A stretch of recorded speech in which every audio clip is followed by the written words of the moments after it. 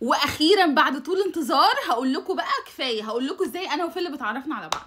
بصوا يا جماعه، انا بشتغل في شركه في مصر، تمام؟ انا ما سافرتش. الشركه دي انا مهندسه معماريه، تمام؟ فيليب مهندس برضو، مهندس برمجه وسوفت وير وكده. المهم الشركه بتاعتي كانوا طالبين ان في حد يعمل لهم برنامج في الشركه، يعني سيستم ERP سيستم وحاجات دي انا ما بفهمش فيها قوي. المهم يعني ففيليب جه عشان يعمل، بس كان جاي يعني الشركه حوالي 10 15 يوم مش اكتر من كده يعني. المهم لما جه ما كانش كل الناس في الشركه بتعرف تتكلم انجلش، فكان في شويه قليلين هم اللي بيعرفوا يتكلموا انجلش، هم اللي كانوا هيتعاملوا مع فيليب وكده. وكنا بنخرج نخرجه احنا جروب كده فيه 3 4 الاماكن بقى السياحيه، اهرامات مش عارفه ايه والكلام ده كله، وبقينا اصحاب.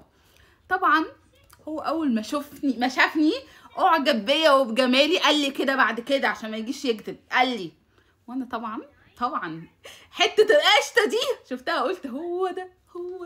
المهم يعني من غير هزار كتير، المهم رجع هو بلده وفضلنا نتكلم. كنا عند بعض على مش عارفه اقول اسمه، على الفيسبوك يعني، ان شاء الله الفيديو ما يتشالش.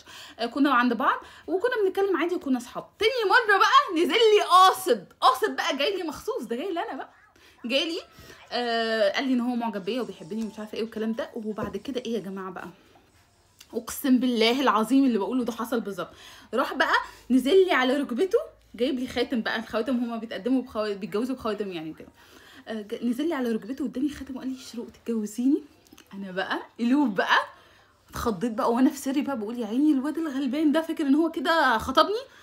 انا خدت منه الخاتم وقلت له ولبست الخاتم لان هو ده ثقافتهم بقى. بس انا في سري بقول يعني هو فاكر ان احنا كده مخطوبين، احنا مش مخطوبين يا حبيبي، مش عارفه ايه هجيبها له ازاي، هقول له الصدمه ازاي ان احنا كده مش مخطوبين.